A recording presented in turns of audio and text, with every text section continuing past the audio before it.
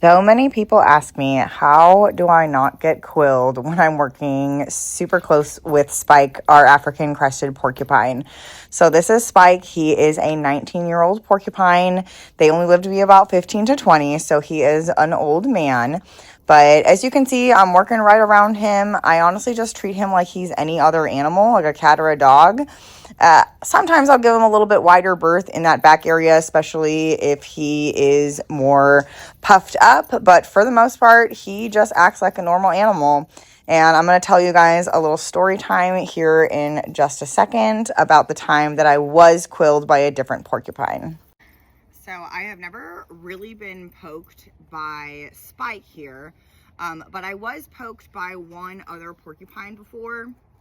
I think he's gotten me like maybe one time, and it was really superficial. I don't really remember the exact circumstances, but like I vaguely remember it, and like I just had two little red dots for maybe like a couple days. I honestly didn't even do anything. I obviously like showered and washed it then, but that's about all I did. But the time that I was like really I guess quilled by a porcupine was when I was doing a show called the Wild West Pet Palooza, and it was at the State Fair of Texas. We had one porcupine in the show, and she did like a little gag, and there was like a little rattling sound, and she would like come out, and it was just what's called an A to B animal. Starts at point A and ends at point B, and then, you know, it was just like on stage through one door out into the other backstage. So something happened. I don't remember the exact circumstances, but somehow she got lost backstage. So she didn't go out her A door.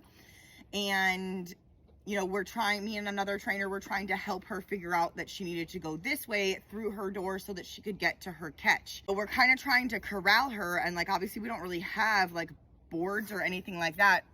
So what we ended up doing is like, we kind of had to like herd her back over to her area. And during that process, she was obviously very confused because she didn't really know where she was. They have terrible eyesight. They are naturally nocturnal. So I was actually wearing jeans, and then I was actually wearing chaps. Now, these were not like horseback riding chaps. These were more like show chaps. So they were not really good material chaps or like a good leather. But when she did quill me, it truly was an accident. It was mostly us just trying to corral her. She wasn't trying to harm me necessarily. Again, she was just confused.